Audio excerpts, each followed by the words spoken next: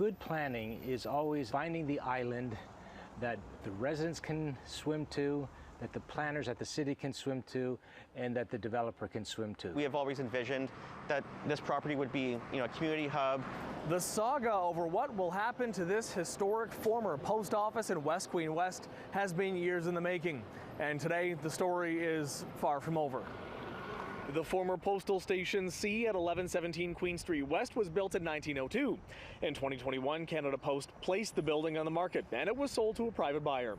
West Queen West Community Post, a neighborhood group, has long said it believes the property should have remained a public asset. Crown corporations and Canada Post, declare their land surplus, and right now they don't apply much of a lens for community or public benefit. Today, the building remains vacant. Toronto City Council rejecting the owner's most recent proposal to build a 272-unit residential tower while preserving the building below, along with a pledge the space will be for community use and the arts. The issue now before the Ontario Land Tribunal, before a full hearing and mediation process will get underway in July. Glowinski telling us his group's primary concern is actually with how Canada Post sold the building, adding his group has filed 2 requests through the Freedom of Information Act, documentation he provided to CityNews, which provides a look at least one other option Canada Post apparently declined to pursue. In 2019, the Department of Heritage engaged with Canada Post to see if this property could actually be home to Ontario's first and only French language university.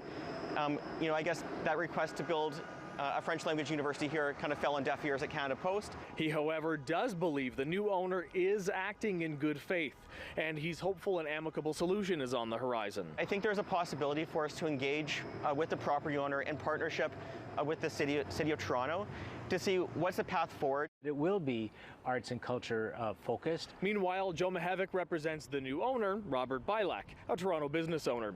You may also remember Mihevc from his time on City Council serving Ward 10. He says aside from space needed for elevators to the tower, the rest of the old post office will be dedicated to community and the arts, including a public outdoor stage facing the park next door. Who owns it? Who runs it?